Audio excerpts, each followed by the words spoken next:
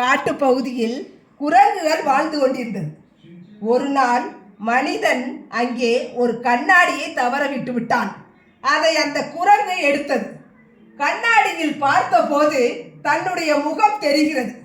ஆனால் அதுக்கு அது புரியவில்லை.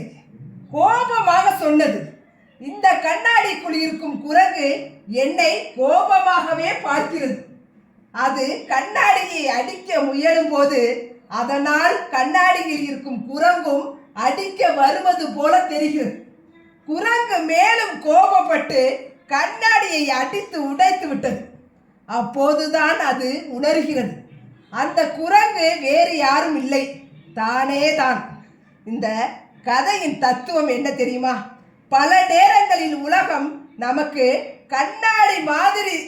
நாம் கோபமாக இருந்தால் உலகமும் கோபமாக இருப்பது போல தெரியும். நாம் நல்ல மனதுடன் இருந்தால் உலகமும் நல்லதாகவே தோன்றும். உலகத்தை மாற்றுவதற்கு முன் உன் மனதை மாற்றிப்பார்.